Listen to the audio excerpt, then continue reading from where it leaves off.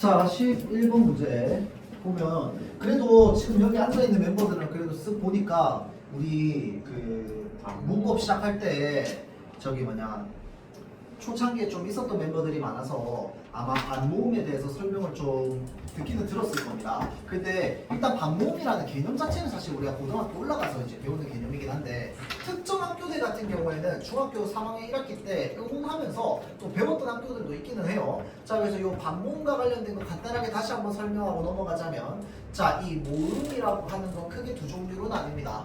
첫 번째는 단모음이었고요. 자, 그 다음에 두 번째는 이중모음이었습니다. 자, 그러면 이중모음의 뜻이 뭐였는데? 발음이 두 개로 나눠지는 거야? 아닙니다. 자, 아니, 이중모음의 뜻이 뭡니까? 이중모음. 발음하면서 발음할 때 입모양과 혀의 위치가 변하는 모음을 이중모음이라고 합니다. 맞죠? 자, 그래서 우리가 흔히 야, 와 이렇게 발음할 때 입모양이나 혀의 위치가 달라집니다. 맞죠? 자, 그래서 이런 모음을 우리는 이중모음이라고 하죠. 아, 네. 단모음은 뭐야? 아 이러면은 입모양이 변하지 않고 발음되는 겁니다. 오 이러면 변하지 않고 위 이렇게 하면은 변하지 않고 발음됩니다. 맞죠? 자, 그런데 우리가 반모음이라고 하는 개념이 있었어요. 그런 거죠. 자, 그래서 이 반모음이라고 하는 건 크게 흔히 이제 이중모음이 무엇으로 이루어져 있냐면 반모음 플러스 단모음으로 이루어져 있다라고 이제 보통 많이 판단을 합니다. 자, 그래서 반모음이라고 하는 게 어떤 게 있냐면요. 반모음 이 계열이 있고요. 그 다음에 반모음 오 또는 반모음 우 계열이 있습니다. 반모음 이 또는 반모음 우가 있습니다. 알겠죠? 자, 그래서 이렇게 뾰족 표시 이게 바로 뭐냐면 반모음 표시입니다. 반모음 표시. 자, 그래서 반모음 이 계열은 반모음 이 플러스 아 이와 아를 빠르게 발음하면 어떻게 됩니까? 이야야야야 해서 야가 됩니다. 맞죠? 이야가 돼요. 자, 그래서 반모음 이 플러스 아가 야가 되죠. 발음할 때. 자, 그 다음에 반모음 오 플러스 아가 만나면 어떻게 되는데? 우아 빠르게 발음하면 우와 와가 됩니다. 맞죠? 자, 그래서 반모음 오 플러스 아가 와가 되죠. 자, 그래서 이 반모음이라고 하는 것이 이런 역할을 하는 겁니다. 이게 실제 모음은 아니야. 맞죠? 그래서 반모음입니다. 알겠죠? 자, 그런데 이 반모음 1을요, 또 국제표기법상으로는 뭐라고 표기하냐면요. 이 반모음 J 계열이라고 표현합니다. J. 자, 여러분들은 요즘 영어 배울 때 발음 기호 읽는 법 안 배우죠? 발음 기호 안 네. 보지? 맞죠? 네. 근데 발음 기호 보면 사실은 내가 생전 처음 보는 단어도 싹 다 읽을 수 있거든. 악센트까지 표시 다 돼 있어서. 자, 그래서 이 사실은 여러분들 YA 이렇게 영어가 되어 있어. 얘 어떻게 발음하는데? 야. 이 야라고 발음합니다. 얘 발음 기호 안에 적힐 때 어떻게 적히는지 압니까? 원래 JA로 적힙니다. 이게 야야. 야. 야. 알겠죠? 자, 그래서 이 반모음 이 계열인 거야. 이 플러스 아 뭔데? 야인 거야. 알겠죠? 자, 그래서 얘가 이제 국제표기법상으로 이렇게 적힙니다. 그래서 반모음 이 계열이 바로 뭐다? J 계열입니다. 알겠죠? 그 다음에 반모음 오, 우 계열. 얘는요, 반모음 W 계열이라고 합니다. 우와 아가 만나면 어떻게 되는데? 와가 됩니다. 얘 발음 교환에서 어떻게 적힐까요? WA로 적히겠지. 와. 알겠죠? 자, 그래서 얘네들이 반모음 우 계열이라고 보면 됩니다. 알겠죠? 자, 그래서 요거 알고 있으면 뒤에 거 금방 풀릴 겁니다. 위에 거. 알겠죠? 자, 그래서 우리 흔히 11번부터 15번까지가 문법 과목으로 따지면 오우씨 뭐야 문법 과목으로 따지면 언어 파트입니다. 언어 파트. 그래서 지금 이제 언어와 매체라는 과목이 있는데 이게 이제 나중에 뭘로 바뀐다고? 화법과 언어, 그 다음에 독서와 장문으로 바뀌게 됩니다. 알겠죠? 자, 다음 뒤로 넘어갑시다. 이제 요 16번부터 45번까지 흔히 비문학이라고 부르는 독서 영역이 있고요. 그 다음에 문학이라고 부르는 문학 파트가 있습니다. 맞죠? 자, 그래서 문학부터 간단하게 설명을 좀 하자면요. 문학은 크게 두 가지 종류로 나뉩니다. 두 가지 종류로. 그래서 첫 번째는 현대, 두 번째는 고전. 자, 그럼 얘네 안에서도 또 두 가지씩 나뉩니다. 어떻게 나뉩니까? 첫 번째는 현대소설, 다음 두 번째는 시 플러스 수필입니다. 수필은 나올 때도 있고 안 나올 때도 있어요. 시만 나올 때도 있고. 알겠죠? 자, 다음 고전은 똑같습니다. 고전소설, 그 다음에 고전시 플러스 수필. 요즘은 고전시에 수필이 붙어서 나오는 형태는 많이 나오죠. 현대시는 그냥 시끼리만 나오고 요즘은 그렇게 많이 나옵니다. 알겠죠? 자, 이게 이제 문학의 형태예요. 그러면 기본적으로 지문이 몇 개? 하나, 둘, 셋, 네 개 나옵니다. 맞죠? 자, 그리고 독서 영역 은 크게 세 가지로 볼 수 있어요. 첫 번째는 인문예술, 두 번째는 사회지문. 독서가 됩니다. 자, 그래서 사회지문은 또 크게 법지문이 나오거나 또는 경제지문이 나오거나 둘 중에 하나만 나옵니다. 둘 다 나오진 않아요. 자, 그 다음 과학기술지문. 과학기술도요, 과학 또는 기술이야. 그래서 기술지문이 나오거나 과학지문이 나오거나 둘 중에 하나. 그래서 보통 독서 같은 경우에는 3지문에서 4지문 정도 나오거든요. 자, 그래서 이제 우리가 지금 수능에서는 4지문이긴 해. 지금 수능 기준으로는 4지문인데 한 개는 거의 그냥 거저주는 지문입니다. 그냥 틀린 바보. 정답률 80% 이상. 그렇죠? 독서론이라고 하는 파트거든요. 자, 그래서 그거 하나 빼고 나머지 하나 이렇게 나오는 거야. 지금 여러분 때는 조금 달라질 수 있겠지. 맞죠? 왜냐면 화법이 독서랑 작문이 섞이기 때문에. 알겠죠? 뭐 4개 될 수도 있고 3개 될 수도 있습니다. 네, 알겠죠? 네. 보통 4개 되면 1개는 쉽고 3개는 이제 우리가 흔히 이제 독해전쟁에서 봤던 조금 어려운 난이도의 지문들이 나옵니다. 왜? 질문 아니 저희 설명에서 넘어가지 않았어요? 바뀌지 않았어요? 안 바뀌었어요. 이거 수능 때 바뀌는 겁니다. 그래서 지금 여러분 위에 한 줄도 이거랑 똑같은 형태의 모의고사 치고 있어요. 아직 안 바뀌었어. 왜냐면 평가원에서 바꿔야 되는데 평가원은 아직 시험 시작 안 했거든. 평가원은 언제 치는데 여러분들? 고3 때 칩니다. 알겠죠? 평가원 시험은 고3 6월 모의고사, 9월 모의고사 그리고 수능 이걸 평가원에서 내요. 나머지는 다 어디서 냅니까? 모의고사 교육청에서 냅니다. 알겠죠? 그래서 차이가 좀 있어요. 자, 그래서 이런 식으로 이제 구성이 되어 있는데 우리가 오늘 볼 거는 바로 뭐냐? 요겁니다. 21번에서 25번. 비문학 지문, 사회 지문 한번 볼 겁니다. 요거요, 여러분들 뭐 이미 풀어본 학생이 쓸 수도 있는데요. 생각보다 되게 질문이 많은 파트 중에 하나입니다. 생각보다 질문이 많이 들어와요. 자, 그래서 요거를 같이 한번 읽어볼 겁니다. 법지문이요. 자, 그래서 요거는요, 여러분들 정리 안 해도 됩니다. 옆에 정리 안 하고 그냥 풀어도 돼요. 알겠지? 정리 안 하고 그냥 풀어도 되는데 내가 잘 안 읽히는 지문이 있다. 그럼 뭘 해야 돼? 정리해봐야겠지. 그럼 훨씬 더 이해가 잘 될 겁니다. 알겠죠? 자, 그래서 한번 보겠습니다. 지문 이미 읽어봤던 학생이 있을 수도 있어요. 공익을 위한 적법한 행정작용으로 개인의 재산권에 특별한 희생이 발생한 경우 개인은 자신이 입은 재산상의 손실을 보상하도록 요구할 수 있는 권리인 손실보상 청구권을 갖게 된답니다. 자, 그러니까 공익을 위한 거야. 모두를 위한 거지. 맞죠? 그것을 위한 적법한 행정작용, 그러니까 불법이 아니야. 맞죠? 법에 적합한 행정작용으로서 행정작용은 누가 하는데? 정부, 기관, 뭐 부산시, 교육청 뭐 이런 것들이겠지. 맞죠? 자, 그래서 이런 행정작용으로 개인의 재산권, 나는 재산에 대한 권리가 있습니다. 맞죠? 각자 다 있어. 재산권이라고 하는 게 모르는 사람이 무엇인지는 없잖아. 그쵸? 자, 그래서 우리마다 다 재산에 대한 권리를 가지고 있는데 여기에 특별한 희생이 발생한 경우라고 되어 있습니다. 자, 우리 이런 조건들이 발생할 때 조건에 집중하면서 조건에 해당 안 하면 어떻게 되지를 궁금해해야 돼요. 자, 그래서 특별한 희생이 발생했다며. 그러면 그 희생이 특별하지 않으면 어떡할 건데? 맞죠? 이거 궁금해야 됩니다, 여러분들. 자, 특별한 희생이 발생한 경우 개인은 자신이 입은 재산상의 손실이 있으면 어떻게 할 수 있다고? 보상해줘 라는 청구권을 가질 수 있다고. 맞죠? 여기서 특별한 희생이란 보호할 필요가 있는 재산권에 대한 침해를 말한답니다. 자, 여기서 특별한 희생을 정의 내려주는 이유는 뭘까요? 너네 손실이 특별한 희생이 아니면 보상해준다 안 해준다? 안 해준다라는 말이 여기 전제에 깔려 있는 겁니다. 그러니까 특별한 희생이 무엇인지 정리해주지. 맞죠? 자, 특별한 희생이란 보호할 필요가 있는 재산권에 대한 침해를 이루는 말로 이로 인한 손실은 누가 보상해준대요? 국가가 보상해준답니다.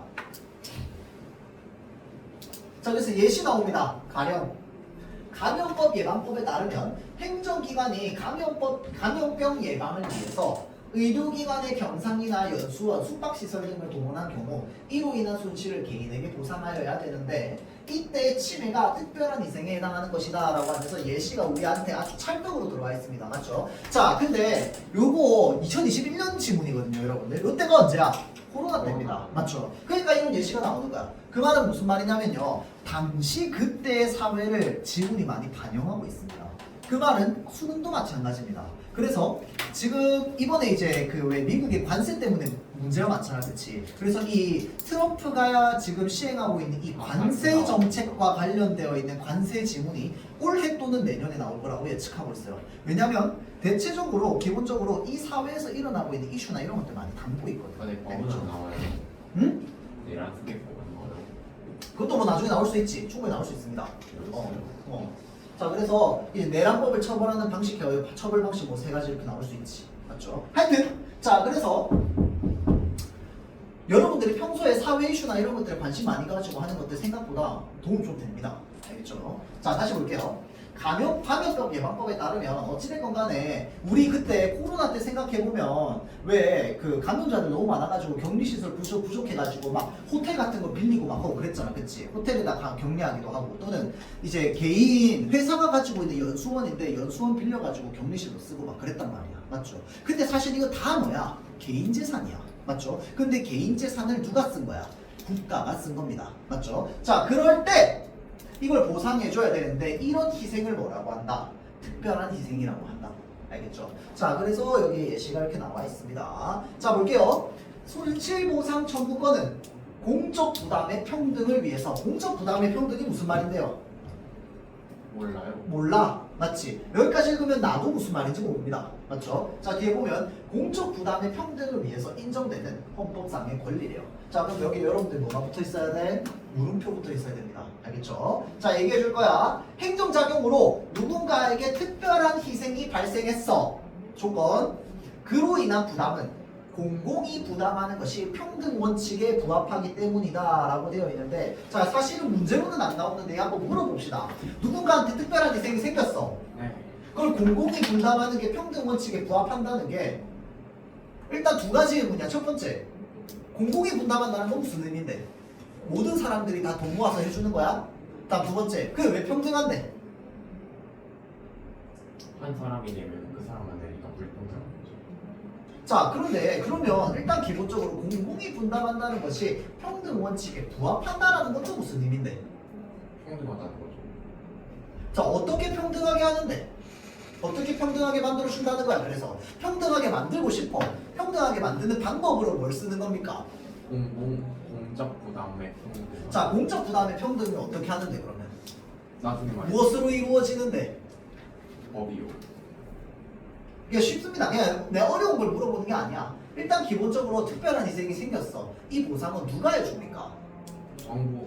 국가가 해줍니다. 맞죠? 근데 그 국가는 무슨 돈으로 해줘요? 세금. 세금. 세금은 누가 내는데? 국민들. 모든 국민이 내죠. 여러분도 세금 내지 않습니까? 맞죠? 물건 같은 거 살 때 이미 소비 부가가치세 다 들어가 있습니다. 맞죠? 자, 그래서 이제 일단 기본적으로 이 세금을 내는 온 국민이 세금을 통해서 보상을 해주기 때문에 모두 평등하게 공공이 부담하는 겁니다. 알겠죠? 자, 그래서 그 말은 이 말입니다. 알겠죠? 이 말은 그 말입니다. 알겠죠? 자, 그 다음 또한 헌법 23조 3항은 공공 필요에 의한 재산권의 수용, 사용 또는 제한 및 그에 대한 보상은 법률로서 하되 정당한 보상을 지급하여야 한다라고 하여서 공공 필요에 의한 재산권의 수용, 사용, 제한, 즉 공용 침해와 이에 대한 보상이 법률에 규정되어야 함을 명시하고 있다라고 되어 있습니다. 자, 그래서 우리 일상적으로 쓰는 몇 가지 단어들 있잖아, 그치? 그런 단어들이 특히나 여러분들 법 지문과 철학 지문에서 나올 때는 어떻게 여러분들이 받아들여야 되느냐? 내가 원래 알고 있던 단어의 뜻으로 받아들이면 안 됩니다. 알겠죠? 그게 아니라 이 법률 용어가 여기에서 어떻게 쓰이는지가 정의될 거야. 철학도 마찬가지야. 자, 그렇기 때문에 내 머릿속을 비워두고요. 각각의 단어들이 어떤 의미를 가지는지를 받아들일 준비가 되어 있어요. 그냥 백지로 만들어야 돼, 머릿속을. 알겠죠? 자, 그래서 보자면 공용 침해 중에서 수용이란 재산권, 개인의 재산권을 국가로 이전하는 것. 사용이란 행정기관이 개인의 재산권을 일시적으로 사용하는 것. 제한이란 개인의 재산권 또는 그로 인한 수익을 한정하는 것을 의미한대요. 한편 제23조 3항은 내용상 분리될 수 없는 사항은 함께 규정되어야 한다는 의미의 불가분 조항이랍니다. 무슨 말인데? 몰라. 맞죠? 따라서 공용침해 규정과 그러니까 밑에 따라서 나오잖아. 그치? 얘가 뭐야? 지금 위에 있는 말 설명해 주는 거 아니야. 맞죠? 따라서 공용침해 규정과 보상 규정은 하나의 법률에서 규정되어야 한답니다. 자 볼게요. 공용침해 규정과 보상 규정은 어떻게 써야 된다? 하나의 법률에서 규정되어야 됩니다. 1항, 2항으로 나눠지면 된다 안 된다 얘네들은? 안 돼. 안 된다는 거야. 그게 뭐야 지금? 내용상 분리될 수 없는 애들 말하는 거 아니야. 얘네들이 뭔데? 얘네들이야. 맞죠? 자 그럼 얘네들은 법률의 내용상 분리 가능 불가능? 우리가 분리 불가능. 자 그래서 수용 사용 제한 사실은 별로 안 중요해가지고 그냥 넘어갔어요. 뒤에 문제로 그냥 한 개 나오는데 나중에 읽어보면 되고요. 어찌됐건 간에 여기서 말하고자 하는 게 뭐냐면 23조 3항이 있는데 얘가 뭐냐면 내용상 분리될 수 없는 사항은 함께 규정돼야 되는데 분리되면 안 되는 게 바로 뭔데? 침해 규정이 있으면 거기에 바로 뒤따라서 뭐도 붙어 있어야 된다. 보상 규정도 붙어 있어야 된다는 거야. 그래서 뭔가 공사를 하나 시행할 거야. 예를 들어서 조항을 하나 만들었어. 여기에는 A라고 하는 누군가의 재산권을 좀 침해하는 내용이 있습니다. 그러면 그 뒤에 반드시 뭐도 따라 있어야 돼?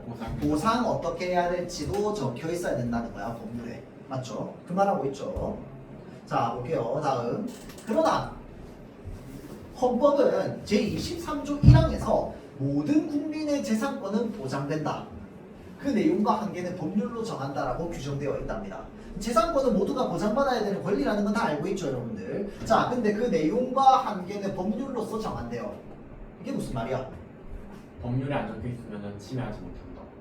그럼 그건 아닙니다. 그래요. 재산이 어디서부터 어디까지인데? 그게 애매하단 말이야.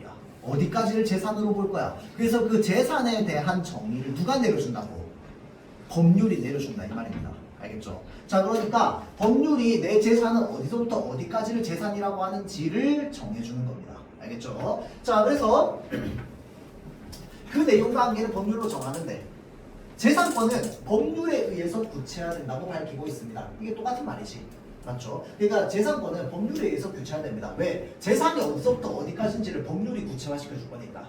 맞죠? 자 또한 이 항에서 재산권의 행사는 공공복리에 적합하도록 하여야 한다라고 되어 있는데 여기까지 끊고 요거는 여러분들 배경 지식을 조금 알아둡시다. 이거 자주 나오는 문장이거든요. 이 문장은. 자 그래서 재산권의 행사는 공공복리에 적합하도록 하여야 한다. 이게 좀 이상하다는 느낌은 잘 안 들죠. 왜? 공공복리가 뭐야? 모든 사람들에게 좀 이익이 되도록 하는 것이 공공복리잖아. 맞죠? 좋은 말 아니야?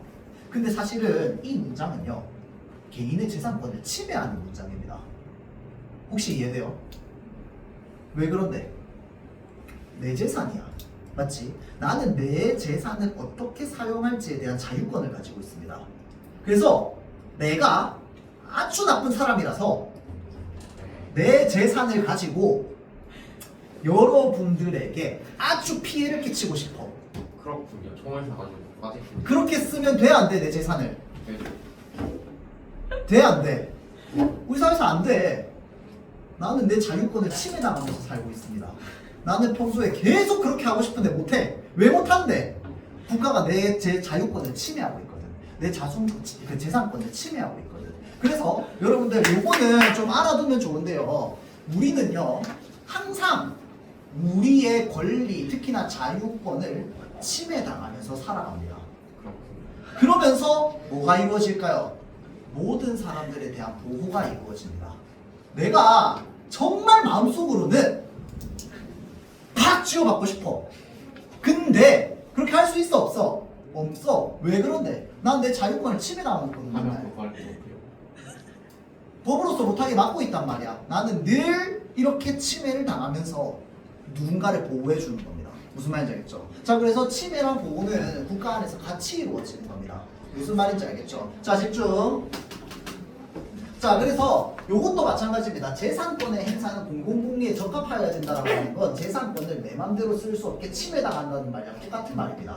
자, 그게 조금 더 이제 극단적인 예시를 들어보자면 우리 건물 앞에 여기 우리 학원 건물 앞에 8차선 도로 있다 그랬지? 네. 여기 차 엄청 많이 다닌다 그쵸? 네. 근데 사실은 이 땅 내 땅입니다.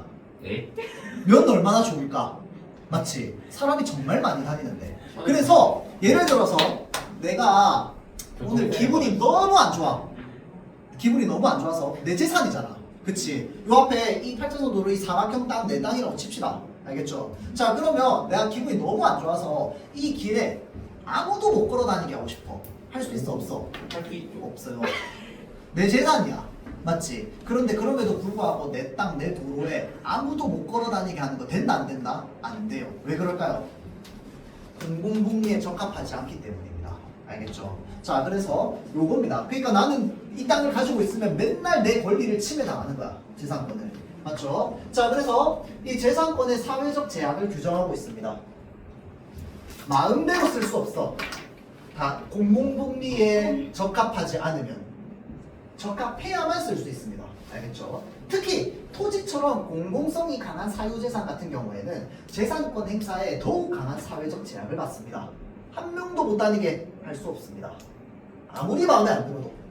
무슨 말인지 알겠죠? 자, 그래서 만약 재산권 침해가 사회적 제약의 범위 내에 있다면 이로 인한 손실은 보상의 대상이 되지 않습니다. 그러니까 여기 도로에 가운데 내가 나무를 하나 심어놨어요. 근데 내가 너무 아끼는 나무거든요. 사람들 왜 못 걸어다니게 하고 싶냐면 사람들이 자꾸 걸어다니니까 흙먼지가 일어나. 그래서 이 나무 위에 흙먼지가 안 든단 말이야. 자, 근데 나 이게 마음에 안 들어. 자, 그래서 사람들이 자꾸 내 길을 걸어다녀서 나는 맨날 재산권 침해를 당하는데 보상받고 싶어. 내 나무 위에 떨어진 흙먼지를 보상받을 수 있어 없어? 없습니다. 왜 그런데? 특별한 보상이 아니고. 특별한 세액이 아니기 때문에 사회적 제약의 범위 내에 있기 때문입니다. 알겠죠? 예를 들자면 자, 즉 재산권의 침해가 무엇에 해당할 때만 특별한 희생에 해당할 때만 보상이 가능하다.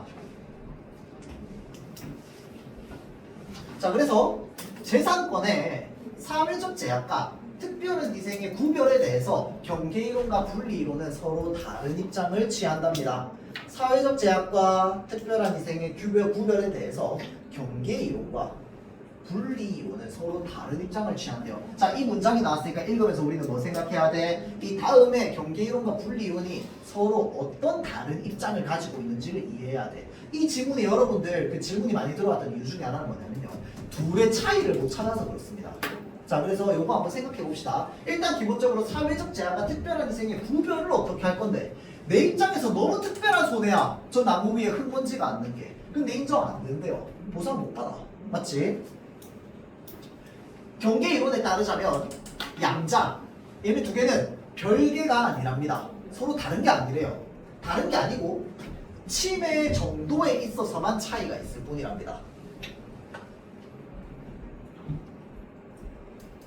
그래서 재산권 침해는 그 정도가 사회적 제약의 범위를 넘어서면 그때는 뭘로 바뀌어? 특별한 희생으로 바뀐다는 거야. 그러니까 사람들이 걸어다녀가지고 흙먼지가 일어나가지고 그 내가 아끼는 나무에 먼지가 앉은 걸로는 보상이 안 돼.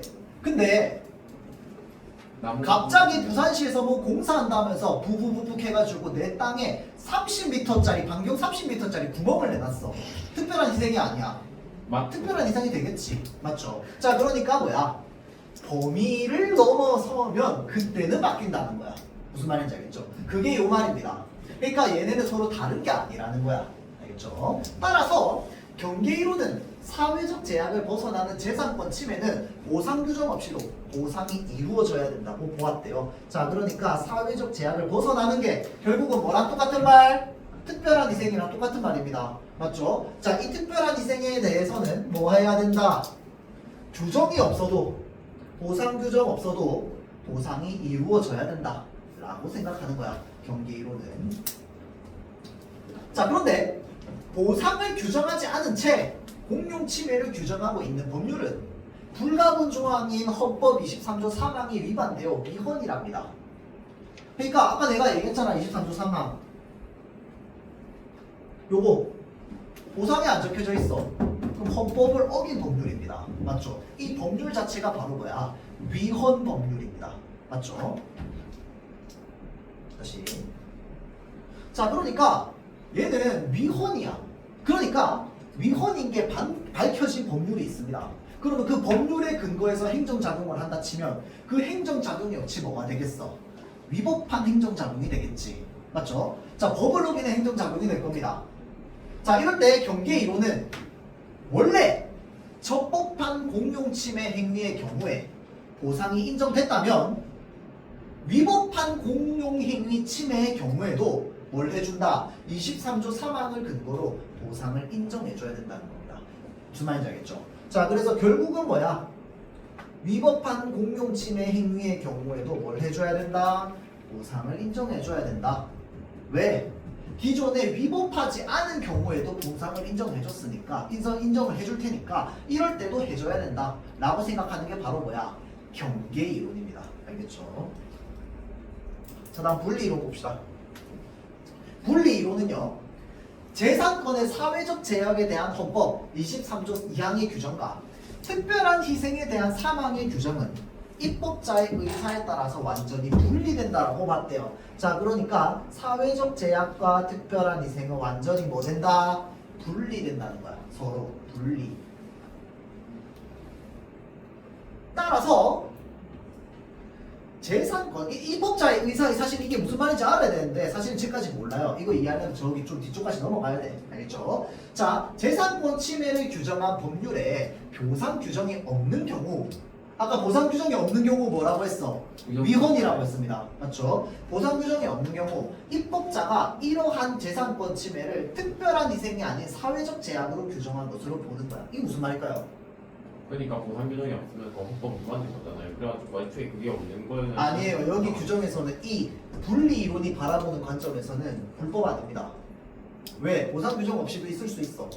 왜 그런데? 입법자가, 그러니까 이 법률을 만들 때 입법자의 생각이 들어간다는 거야. 그게 입법자의 의사잖아. 맞죠? 그러니까 그 말은 무슨 말이냐면, 다시 넘어가서 A라는 행정작용이 있어. 자, 이거를 하는데 보상 규정을 안 적어놨어. 그 말은 분리 이론은 어떻게 본다는 거야? 특별한 아, 희생이 아니다. 그렇지. 입법자가 이거 그냥 특별한 희생이 아니라고 생각한 거네. 이 말입니다.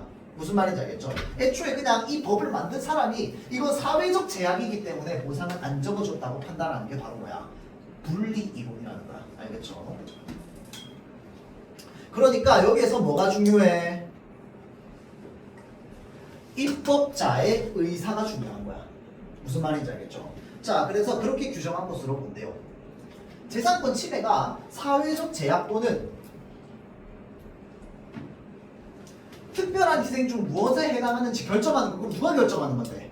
입법자가 결정하지. 맞죠? 법 만들 때 벌써 전제되어 있는 거니까. 맞죠? 자, 그래서 이 제정하는 입법자의 권한이라는 겁니다. 만약 해당 법률에 규정된 재산권 침해가 23조 2항에서 규정한 재산권의 공익 적합성을 넘어서서 개인의 재산권을 과도하게 침해한다면, 자 봅시다. 그러니까 저 내 땅인데 그 부산시에서 문서가 하나 날아왔어요. 그 땅을 좀 파야 된대요. 땅을 파는데 적당한 정도의 크기의 땅을 판답니다. 얼마인지는 안 적혀 있고. 그래서 보상 규정이 안 적혀 있어요. 그러면 지금 저기서 만든 법률로는 뭐야? 이게 특별한 희생이 아니라고 판단해서 나한테 문서가 날라온 거야. 맞지? 그래서 나는 뭐 알겠으면 법이니까 오케이 해야지. 맞죠? 그래서 땅 파기 시작했다. 50m짜리 땅을 파놨어요. 특별한 희생이 아니야. 엄청 특별한 희생일 거 아니야. 맞지? 그러니까 어떻게 해야 돼? 항소해야죠. 그렇지. 그게 뭐야 지금? 개인의 재산권을 과도하게 침해한 상황이야. 얼마 파는지 적어놓지도 않고. 나 5cm 파는 줄 알았는데 알고 봤더니 50m 파는 거야. 맞죠? 과도하게 침해한다면 이러한 법률은 23조 2항을 위반하여서 뭐가 되는 거야? 이럴 때는 위헌이 됩니다. 너무 과도하게 침해했기 때문에. 맞죠? 자, 이렇게 위헌이 밝혀졌어. 그러면 위헌임이 밝혀진 법률에 근거한 행정작용은 당연히 뭐가 되겠어? 위법. 위법하게 되겠지. 자, 그러면 얘가 왜 위법인데?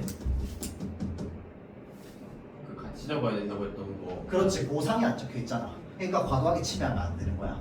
맞죠? 자, 그래서 행정작용을 위법하게 됩니다. 분리 이론은 이러한 경우에는 손실을 보상해주지 않습니다. 보상해주지 않고요. 위법한 행정작용 자체를 뭐 해야 된다? 제거해야 된다고 봅니다. 자, 그러니까 공사 시행한다고 지금 우선 날아왔지만 이거 위법한 행정작용이네. 그럼 뭐야? 공사 거기서 스탑. 이제 더 이상 안 돼. 하지만 이거야. 보상은 안 해줘. 그래서 다시 땅 덮어. 이겁니다. 공사 다시는 시작하지 마. 왜? 이거 위법한 행정작용이야. 이거야. 무슨 말인지 알겠죠? 보상해준다 안 해준다? 안 해준다는 거야. 자, 그러면 왜 그렇게 생각하는데? 재산권을 존속시키는 것, 그러니까 재산권을 지키는 것이 재산권을 침해하면서 그 손실을 보상하는 것보다 더 우선한다고 보는 거야. 권리를 더 우선하게 생각하는 겁니다. 무슨 말인지 알겠죠? 침해 자체를 하지 마 이거야. 알겠죠? 보상 나중에 침해 다 하고 나서 보상해 주는 게 아니라 애초에 침해부터 하지 마. 그러니까 지금 이거 위헌인 게 밝혀졌어. 거기서 스톱. 더 이상 하지 마. 이게 바로 뭐야? 분리이론이야. 그럼 이 파일지 알겠죠? 어떻게 해요? 덮어주겠지 뭐. 보상은 보상 안 안 됩니다. 해준다며요. 금전적 보상은 안 됩니다. 알겠죠? 자, 그래서 그게 이제 분리이론입니다. 알겠죠? 자, 그래서 이렇게 이해하면 여러분들 크게 이제 어렵지 않게 풀 수 있을 겁니다. 알겠죠? 이 분리이론이랑 경계이론의 차이점을 잘 못 찾아서 여러분들, 그러니까 정확한 이 두 개념의 명백한 차이점을 찾아야 되는데 그걸 못 찾아서 여러분들이 좀 문제 푸는데 애를 먹었던 학생들이 좀 있어가지고 이야기를 했습니다. 자, 그 다음에 뒤로 넘어가서 38번 한번 봅시다. 문학장. 도전문항 한번 보도록 할게요. 요거는 여러분들이 평소에 좀 잘 못 봤던 거라서. 근데 도산실이고 우리가 전에 또 교재 있기는 있을걸? 했던 것 같은데. 자, 봅시다. 자, 그래서 요거는 지금 도전시가 도전 연치조입니다. 연치조. 그 다음에 옆에 있는 거 뭐냐면 현대수필입니다. 현대수필. 법정 스님 쓰신 거. 자, 한번 볼게요. 자, 고인도 날 못 보고 나도 고인 못 본답니다. 그렇죠? 자, 근데 여기서 고인이 뭔지 나와 있어. 무슨 뜻이야? 중간 자랑. 아닙니다. 그건 한자와 달라요. 아 그래요? 자, 이거는 옛 성면을 뜻합니다. 옛 성면이 누군데? 예시 한 명. 공자. 공자, 맹자 이런 사람. 진짜네. 맞죠? 옛 성면들. 나 봐. 볼 수 있어 없어? 없어. 이황 한 천몇백 년 된 사람이야. 옛 성면들 몇 천 년 전 사람입니다. 맞죠? 한 몇천 년까지는 안 되겠지. 천몇백 년 전 사람, 2000년 전 사람. 맞죠? 못 봅니다 서로. 고인도 나도 못 봐. 서로 만날 수 없어. 옛날에 죽었으니까. 맞죠? 그런데 그 고인을 서로 못 보는데도 가던 길 앞에 있답니다. 이 사람들 국적 어디야?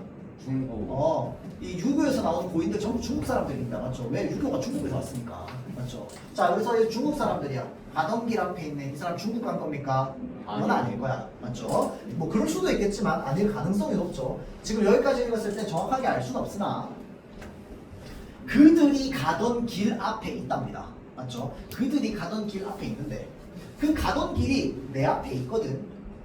아니 가고 어찌할까라고 되어 있습니다. 아니 가고 어찌할까라는 건 간다는 거야 안 간다는 거야? 간다. 간다는 겁니다. 맞죠? 자, 그러니까 요 문장은 우리가 어떻게 해석해야 돼? 옛 성현들의 길을 따르겠다. 라는 말입니다. 알겠죠? 이 길이 뭔데요? 사실 있는데 여러분 모를 거 아니야. 그치? 모르는 채로 있는 거야. 물론 뒤를 보면 알지만 당시에 가던 길을 이라고 되어 있습니다. 자, 여러분들 당시는 사건 씨가 바라 씨에 선행하는 거야, 구행하는 거야? 둘 다 아니죠. 당시는 언젠데? 사건 씨가 바라 씨에 선행하는 거야, 구행하는 거야? 둘 다 아니잖아요. 시연 뭡니까? 당시라는 말. 당시는 사건 씨가 바라 씨에 선행하는 거야, 구행하는 거야? 그렇지. 당시는 과거잖아. 맞죠? 당시에. 맞죠? 그러니까 과거에 가던 길을, 그럼 여기서 말하는 가던 길은 또 뭐야? 저 위에서 말하던 이 가던 길입니다. 알겠죠? 자, 그러니까 지금 계속 가던 길 마치 기차 연결처럼 계속 되고 있는 거야. 이 가던 길은 또 누가 가던 길이었어? 성형. 옛 성현들의 길입니다. 맞죠? 그러니까 과거에 내가 이 길을 가고 있었어. 맞지? 그런데 그거를 몇 해를 버려뒀답니다. 그게 무슨 말이야? 몇 년 동안 했다 안 했다? 안 했다. 안 했다는 거야. 맞죠? 자, 그러다가 어디가 다니다가 이제야 돌아왔답니다. 그럼 이제는 뭐 할 수 있어? 가던 길 갈 수 있겠네. 그래서 이제야 돌아왔으니 딴 데 마음 말겠답니다. 그 말은 딴 생각 하겠다 안 하겠다? 안 하겠다. 오직 어디만 가겠다? 이 가던 길만 가겠다. 맞죠? 가던 길만 가겠다. 다시 볼게요. 청산은 어찌하여 만고의 푸르는요. 청산은 뭡니까? 푸른 산. 맞죠? 푸른 산은 어찌하여 만고 표시. 수많은 시간. 요거는 알아두세요. 아주 오랜 시간입니다. 그래서 좀 더 나가서 영원히라는 뜻도 있습니다. 오랜, 아주 오랜 시간 또는 영원히. 자, 그래서 청산, 푸른 산은 어찌하여 아주 오랜 시간 동안 푸르르며 유수 무슨 뜻입니까? 흐르는 물. 흐르는 물.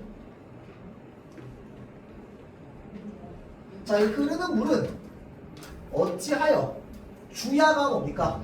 낮과 밤. 맞죠? 밤낮 없이 밤낮 그치지 않는 곳. 자, 그럼 특징 봅시다. 청산과 유수. 청산 항상 푸릅니다. 유수 그치지 않고 흐릅니다. 맞죠? 자, 얘네들은 변화가 있는 존재 없는 존재? 없는 거. 변화가 없는 존재. 그래서 얘네들처럼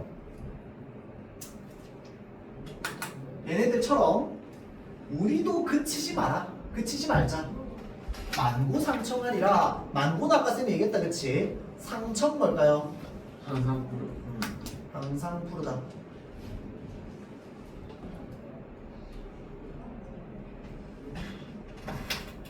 자, 그러니까 항상 푸르겠다라고 하는 건 내 얼굴이 파란색이 되겠다는 거야. 그럼 뭔데? 항상 이 마음이 있잖아. 변하지 않겠다라고 얘기하는 겁니다. 그러면 이 마음이 뭔데? 이 변하지 않고 싶은 마음이 뭔데? 가던 길 계속 가는. 그렇지. 가던 길 계속 가는 겁니다. 알겠죠? 자, 뒤에 한번 볼게요.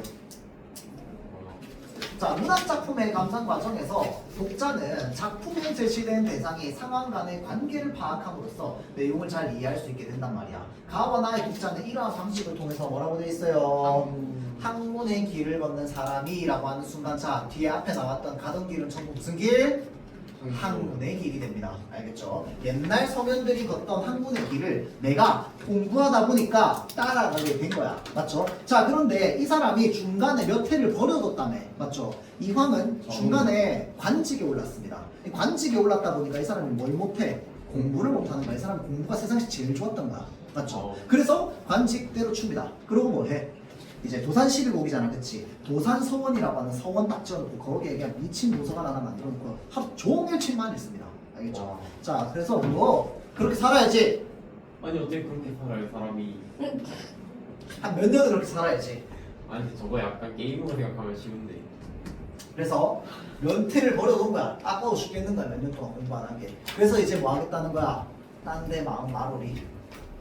공부만 하겠다. 청산은 어찌하여 만고에 푸르르며 유수는 어찌하여 그치지 않고 흐르는가. 자, 그래서 나도 청산 유수처럼 어떻게 하겠다? 절대 변하지 않고 뭐만 하겠다?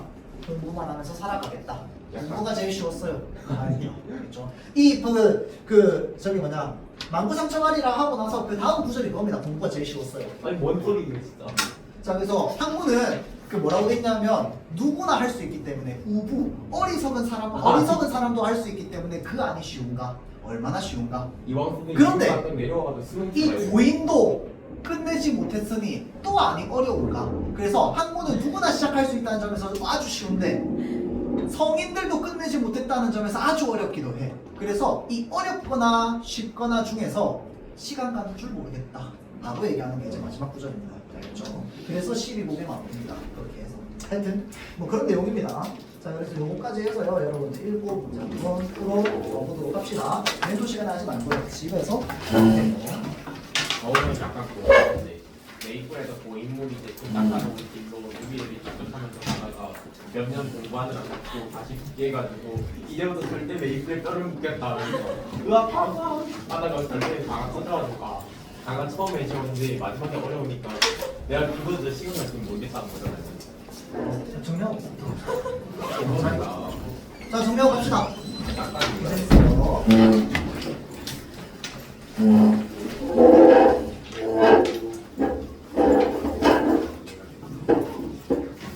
자, 그래서 혹시나 교재 다 끝나 평일에 멘토 때는 교재하고요. 교재 다 끝난 학생들은 20년 9월부터 거꾸로 쭉 해가지고 합시다. 알겠죠? 고생했어요.